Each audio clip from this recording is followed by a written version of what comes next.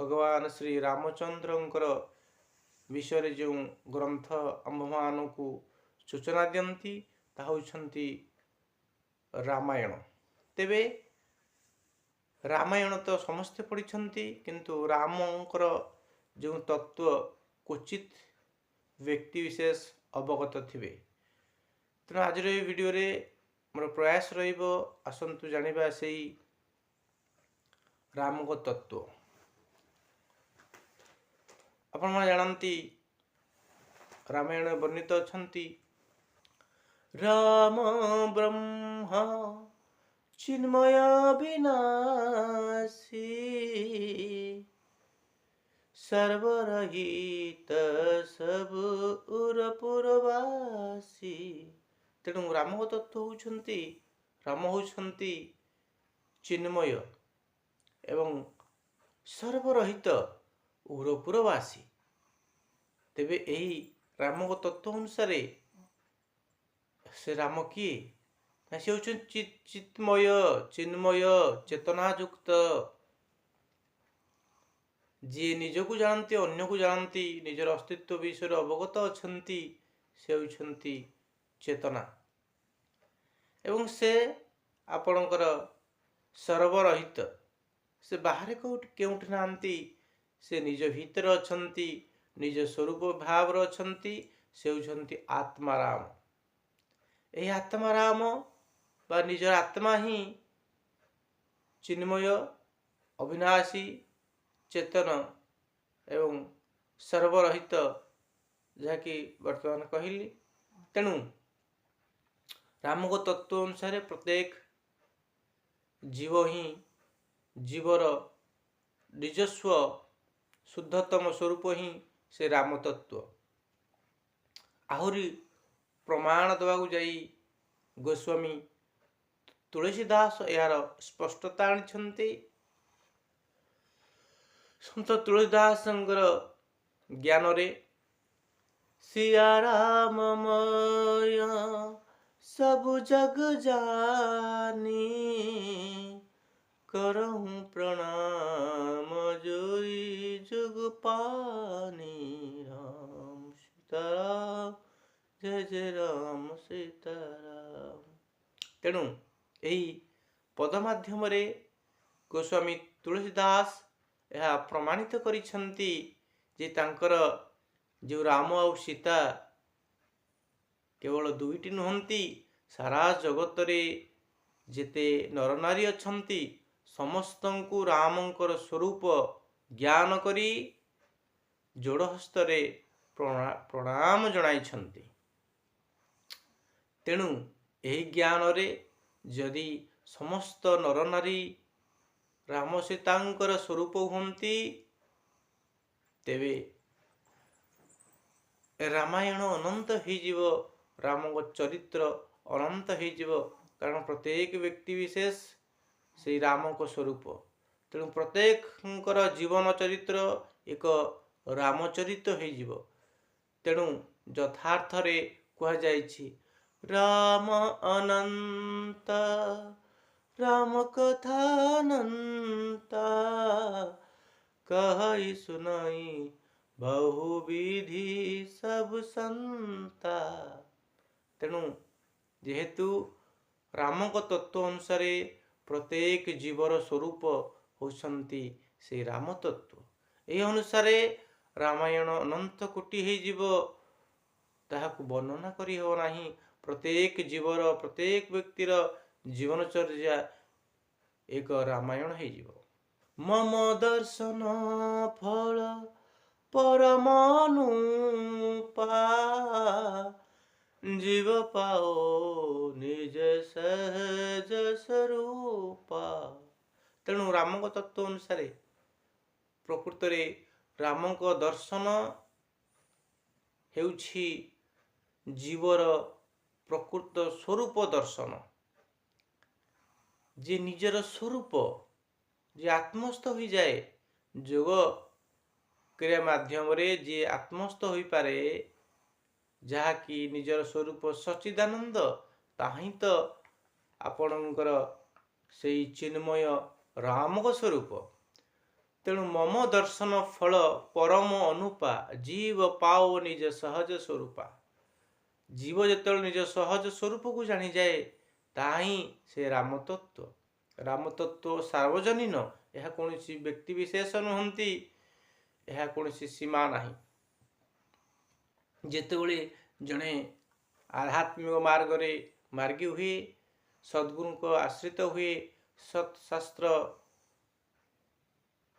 ଅଧ୍ୟୟନ କରେ, ସ୍ୱାଧ୍ୟାୟ କରେ, ସାଧନ କରେ, ଶେଷରେ ସିଏ ଯେଉଁ ତତ୍ତ୍ୱରେ ଉପନୀତ ହୁଏ, ଯେଉଁ ସିଦ୍ଧାନ୍ତରେ ଉପନୀତ ହୁଏ, ଯେଉଁ ଅନୁଭବ କରେ, ତାହା ହେଉଛନ୍ତି ସେଇ ରାମତତ୍ତ୍ୱ, ତାହା ହେଉଛନ୍ତି ସେଇ ଚିନ୍ମୟ ତତ୍ତ୍ୱ, ତାହା ହେଉଛନ୍ତି ସେଇ ଆତ୍ମତତ୍ତ୍ୱ, ଯାହାକି ନିଜର ସହଜ ସ୍ୱରୂପ ବା ଶୁଦ୍ଧତମ ରୂପ। ଏହି ପଦରେ ଯେଉଁ ପରମ ଅନୁପା ଶବ୍ଦଟି ଆସିଛି, ଏହା ଏକ ବିଶେଷ ଅର୍ଥ ବହନ କରେ। କାରଣ ମଣିଷ ଯେତେବେଳେ ଯାହାକୁ ଖୋଜେ, ଯେତେବେଳେ ସିଏ ପାଇଯାଏ, ଯଦି ସିଏ ନିଜେ ତାହା ନ ହେଇଥିବ, ସେହି ଶବ୍ଦ ପାଇଁ ପରମ ଅନୁପା ଶବ୍ଦ ବ୍ୟବହାର କରାଯାଏ ନାହିଁ। ଯଦି ଜଣେ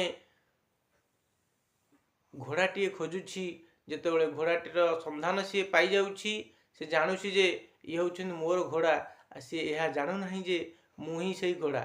କିନ୍ତୁ ଏଇ ଯେଉଁ ପଦରେ ପରମ ଅନୁପା କଥା କୁହାଯାଉଛି, ଯେତେବେଳେ ସିଏ ବ୍ରହ୍ମଙ୍କୁ ବା ଈଶ୍ୱରଙ୍କୁ ଖୋଜେ, ତାଙ୍କ ଗୁଣ ଏବଂ ତାଙ୍କର ଐଶ୍ୱର୍ଯ୍ୟ ବିଷୟରେ ଜାଣିବାକୁ ପାଏ, ସେତେବେଳେ ସେ ଜାଣିଯାଏ ଯେ ସେ ଯାହାକୁ ଖୋଜୁଛି ସେ ସ୍ୱୟଂ ସେଇ ତତ୍ତ୍ୱ। ତେଣୁ ନିଜର ସହଜ ସ୍ୱରୂପ ହିଁ ସେଇ ରାମ ତତ୍ତ୍ୱ। ତେଣୁ ପ୍ରକୃତରେ ରାମାୟଣଙ୍କର ଯେଉଁ ମର୍ମ, ଯେଉଁ ସାରା କଥା, ପ୍ରତ୍ୟେକ ବ୍ୟକ୍ତି ବିଶେଷ ହେଉଛନ୍ତି, ପ୍ରତ୍ୟେକ ନରନାରୀ ହେଉଛନ୍ତି ସେ ରାମ ସୀତାଙ୍କର ସ୍ୱରୂପ। ତେଣୁ ଯଦି ଆପଣ ନିଜର ସ୍ୱରୂପକୁ ଜାଣିଛନ୍ତି, ତାହେଲେ ନିଶ୍ଚିତ ରୂପରେ ଆପଣ ରାମତତ୍ତ୍ୱକୁ ଜାଣିଛନ୍ତି।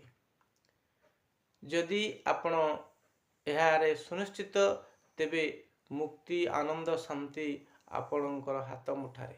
ରାମାୟଣରେ ବର୍ଣ୍ଣିତ ଅଛନ୍ତି ଯେ ବିନୁ ପଦ ଚলাই শুনই বিনু কানা কর বিনু করম করই বিধি নানা অনন রহিত সকল রস ভোগী বিনু বাণী বক্তা বড় যোগী তনু বিনু পরশ নয়ন বিনু দেখা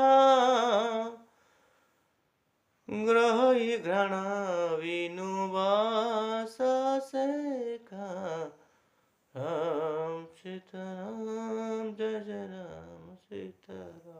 ତେଣୁ ଏହି ପଦମାନଙ୍କରେ ସେହି ରାମଙ୍କ ତତ୍ତ୍ୱଙ୍କର ବିଷୟରେ ବର୍ଣ୍ଣନା କରାଯାଇଛି।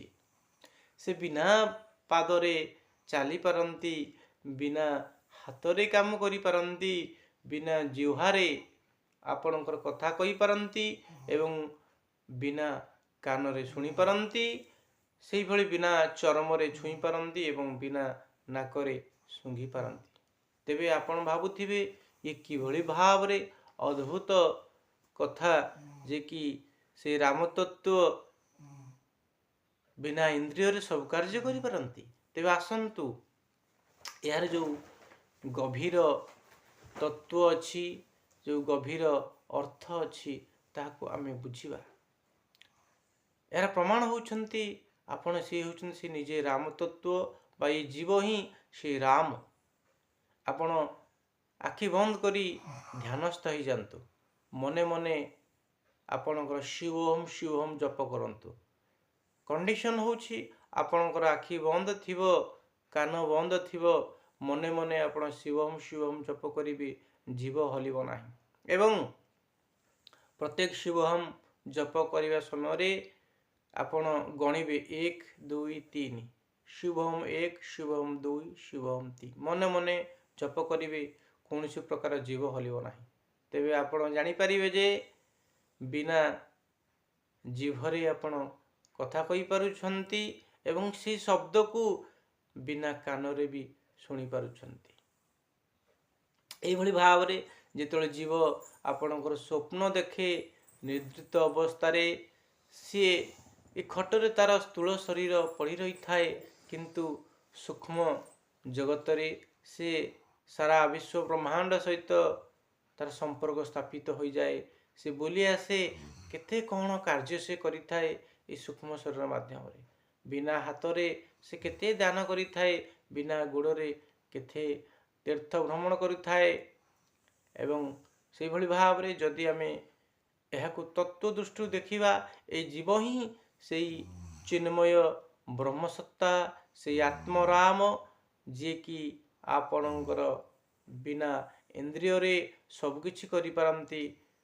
ତେଣୁ ଏହି ଜୀବ ହିଁ ସେଇ ବ୍ରହ୍ମ, ଏତେ ତିଳେ ହେଲେ ଆପଣଙ୍କର ଭେଦ ନାହିଁ। सोते ताही तो ही नहीं भेदा, बारी बिचिब गाई भेदा। ପୁନଶ୍ଚ ରାମାୟଣରେ ବର୍ଣ୍ଣିତ ହୋଇଛନ୍ତି, ଯେଭଳି ଭାବରେ ଆମ୍ଭମାନଙ୍କ ମଧ୍ୟରେ ଭେଦ ଜ୍ଞାନ ହୋଇଯାଏ, ଯେ କି ବ୍ରହ୍ମ ବା ସେ ରାମ ତତ୍ତ୍ୱ ଆମ୍ଭମାନଙ୍କ ଠାରୁ ଅଲଗା। ବିଶେଷ କରି ଯେଉଁ ମନୁଷ୍ୟ ଏହା ଜାଣେ ଯେ ରାମ ଅଲଗା, ମୁଁ ଅଲଗା, ବା ଭଗବାନ ଈଶ୍ୱର ଅଲଗା, ମୁଁ ଅଲଗା, ତାହା ଏଥିରେ ଭ୍ରମ ବୋଲି କୁହାଯାଇଛି। ସୋତେହି, ସୋ ମାନେ ସେ ଅର୍ଥାତ୍ ଈଶ୍ୱର, ତେ ତୁ ଅଟୁ, ସୋ ତେହି ତାହି, ତୋହି ସେଥିରେ ଓ ତାହି ତୋ ମଧ୍ୟରେ କୌଣସି ଭେଦ ନାହିଁ। ଯେପରି ବାରି ପାଣି ଓ ବିଚି ଲହରୀ ଭଳି ଯେପରି ଭେଦ ଶୂନ୍ୟ, ଯେପରି ଲହରୀ ଏବଂ ପାଣି ଅଲଗା ନୁହନ୍ତି ଏକ, ସେଇଭଳି ଭାବରେ ତୁ ସେଇ ବ୍ରହ୍ମ ଅଟୁ, ତୁ ସେଇ ଚିନ୍ମୟ ଆତ୍ମାରାମ ଅଟୁ। ତେଣୁ ଯେତେବେଳେ ଆପଣଙ୍କର ଏଇ ଭେଦ ଜ୍ଞାନ ହଟିଯିବ, ଆପଣ ସ୍ୱୟଂ ନିଜ ସ୍ୱରୂପସ୍ଥ ହୋଇପାରିବେ। ନିଜ ସ୍ୱରୂପକୁ ଜାଣି ସଚ୍ଚିଦାନନ୍ଦ ସେ ଆତ୍ମତତ୍ତ୍ୱ ବିଷୟରେ ଅବଗତ ହୋଇପାରିବେ, ଯାହାକି ଆପଣ ଜୀବନରେ ସୁଖ ଶାନ୍ତି ଆନନ୍ଦରେ ଆପଣ ରହିପାରିବେ। ଯଦି ଆପଣଙ୍କର ଭେଦ ଜ୍ଞାନ ଆସିଯାଏ, ଯେ କି ଆପଣ ବ୍ରହ୍ମ ନୁହନ୍ତି, ଆପଣ ରାମ ନୁହନ୍ତି, ଆପଣଙ୍କ ସ୍ୱରୂପ ରାମ ନୁହେଁ, ତେବେ ମୁକ୍ତି କଦାପି ସମ୍ଭବ ନୁହେଁ। ଯଦି ଆପଣଙ୍କ ଭିତରେ ଭେଦ ଜ୍ଞାନ ଆସିଯାଏ, ତେବେ ଆପଣ କଦାପି ମୁକ୍ତ ହୋଇପାରିବେ ନାହିଁ। ତାତେ ଉମା ମୋକ୍ଷ ନେହି ପାୟୋ, ଦଶରଥ ଭେଦ ଭକ୍ତି ମନ ଲାୟୋ। ସାଧାରଣ ଲୋକଙ୍କ କଥା ଛାଡ଼ନ୍ତୁ ଆଜ୍ଞା, ସ୍ୱୟଂ ପ୍ରଭୁ ଶ୍ରୀରାମଚନ୍ଦ୍ରଙ୍କର ପିତା ଦଶରଥଙ୍କର ମୁକ୍ତି ହୋଇନଥିଲା। କାହିଁକି? ସେ ମନ ମଧ୍ୟରେ ଭେଦ ଜ୍ଞାନ ଆଣିଥିଲେ। ସେ ଭାବିଥିଲେ ରାମ ଅଲଗା, ମୁଁ ଅଲଗା। ତେଣୁ ଶଙ୍କର ଭଗବାନ ଆପଣଙ୍କର ମାତା ପାର୍ବତୀ କହୁଛନ୍ତି, ହେ ଉମା, ରାମଚନ୍ଦ୍ରଙ୍କର ପିତା ସ୍ୱୟଂ ଦଶରଥଙ୍କର ବି ମୁକ୍ତି ହୋଇନଥିଲା, ଯେହେତୁ ସିଏ ଭେଦ ଭକ୍ତି ଆଣିଥିଲେ, ଭେଦ ଜ୍ଞାନ ଆଣିଥିଲେ, ଯେ କି ରାମଙ୍କ ତତ୍ତ୍ୱ ବା ରାମଙ୍କ ଠାରୁ ସେ ନିଜକୁ ଅଲଗା ବୋଲି ମନେ କରିଥିଲେ। ତେଣୁ ଯଦି ଆପଣ ଆଧ୍ୟାତ୍ମିକ ମାର୍ଗରେ ଅଛନ୍ତି ଏବଂ ଆପଣଙ୍କର ଭେଦ ଜ୍ଞାନ ଅଛନ୍ତି, ଯେ କି ସେ ଚିନ୍ମୟ ସତ୍ତା ବା ସେ ଈଶ୍ୱର ଭଗବାନ ଆପଣ ସ୍ୱୟଂ ନୁହନ୍ତି, ଆପଣଙ୍କର ସହଜ ସ୍ୱରୂପ ସେ ନୁହନ୍ତି, ଆପଣଙ୍କର ଶୁଦ୍ଧତମ ସ୍ୱରୂପ ସେଇ ଈଶ୍ୱର ତତ୍ତ୍ୱ ନୁହନ୍ତି, ସେଇ ଚିନ୍ମୟ ସତ୍ତା ନୁହନ୍ତି, ତେବେ ଆପଣ ଭୁଲ ମାର୍ଗରେ ଅଛନ୍ତି। ତେଣୁ ଏହି ଅନ୍ଧବିଶ୍ୱାସରୁ ନିଜକୁ ମୁକ୍ତ କରନ୍ତୁ, ନିଜର ସହଜ ସ୍ୱରୂପକୁ ଜାଣିବା ପାଇଁ ପ୍ରୟାସ କରନ୍ତୁ, ଯାହାକି ସମସ୍ତ ଗୀତା, ଭାଗବତ, ଉପନିଷଦ ଏବଂ ସମସ୍ତ ସିଦ୍ଧ ସାଧକ ଏବଂ ସଦ୍ଗୁରୁମାନଙ୍କର ନିର୍ଦ୍ଦେଶ ଅନୁଭବ, ଯେ କି ଏହି ଜୀବ ହିଁ ସେଇ ଶିବ ତତ୍ତ୍ୱ, ଏହି ଆତ୍ମା ହିଁ ସେଇ ଆତ୍ମାରାମ, ଏହି ଚିନ୍ମୟ ସତ୍ତା, ଯାହାକୁ ଜାଣି ମଣିଷ ତତ୍କ୍ଷଣାତ୍ ମୁକ୍ତି ଲାଭ କରେ ବା ସେ ମୁକ୍ତି ତତ୍ତ୍ୱକୁ ଜାଣି निज जीवन समस्त प्रकार दुख आपणकर अज्ञानता शोक मोहरु दूरे जाई मानव जीवन को सार्थक करे। ମୁଁ ଆଶା କରୁଛି ଆପଣମାନେ ଏହି ଭିଡ଼ିଓଟିକୁ ଆପଣଙ୍କର ଅତି ଶ୍ରଦ୍ଧାର ସହିତ ଦେଖିଥିବେ ଏବଂ ଗୁରୁତ୍ୱପୂର୍ଣ୍ଣ ଭାବରେ ଏହାକୁ ଗ୍ରହଣ କରିଥିବେ। ଏହିସବୁ ତତ୍ତ୍ୱ ଯେଉଁ ତତ୍ତ୍ୱ ଆପଣ ଆଗରେ ମୁଁ ରଖିଲି ଏହା ମୋର ବିଶେଷତ୍ୱ ନୁହେଁ, ସଦ୍ଗୁରୁ ଶିବମୁନି ମହାରାଜ ଯେ କି ଅଖିଳ ଭୁବନରେ ସର୍ବ ଶିରୋମଣି ମୁନି ସମାଜର ପ୍ରତିଷ୍ଠାତା, ସେ ନିଜ ଜୀବନକୁ ଏହି ଆଧ୍ୟାତ୍ମିକ ତତ୍ତ୍ୱ ଉନ୍ମୋଚନ କରିବାରେ ବିତେଇଛନ୍ତି ଏବଂ ସାରା ବେଦ ବେଦାନ୍ତର ସାର ତତ୍ତ୍ୱକୁ ସେ ନିଜର ସାଧନା ମାଧ୍ୟମରେ ତାକୁ ଉପଲବ୍ଧି କରି ସମସ୍ତ ତତ୍ତ୍ୱକୁ ନିଜ ଦର୍ଶନ ଭିତରେ ସ୍ଥାନିତ କରିଛନ୍ତି। ତେଣୁ ସଦ୍ଗୁରୁ ଶିବମୁନିଙ୍କର ଯେଉଁ ପ୍ରୟାସ, ଯେଉଁ ପ୍ରଚେଷ୍ଟା, ସେ ନରନାରୀକୁ ସେ ରାମ ସୀତାଙ୍କ ସ୍ୱରୂପ ବୋଲି ଗ୍ରହଣ କରିଛନ୍ତି ଏବଂ ସମସ୍ତଙ୍କୁ ସେ ତତ୍ତ୍ୱ ସହିତ ପରିଚିତ କରିବା ପାଇଁ ଚେଷ୍ଟା କରିଛନ୍ତି। ତେଣୁ ଗୁରୁଦେବଙ୍କର ଯେଉଁ ପ୍ରୟାସକୁ ଶତକୋଟି ପ୍ରଣାମ। ତେଣୁ ଆସନ୍ତୁ ଆମେ ପ୍ରକୃତ ଯୋଗକୁ ଜାଣିବା, ପ୍ରକୃତ ଶାସ୍ତ୍ରଙ୍କର ଅର୍ଥକୁ ଜାଣିବା, ପ୍ରକୃତ ଆଧ୍ୟାତ୍ମିକତାକୁ ଆଚରଣ କରି ମାନବ ଜୀବନକୁ ସାର୍ଥକ କରିବା। ଆପଣଙ୍କର ସର୍ବାଙ୍ଗୀନ ଉନ୍ନତି କାମନା କରି ମାନିକି ବିଶ୍ରାମ ଦଉଛି। ସପ୍ରେମ ଜୟ ଜୀବ।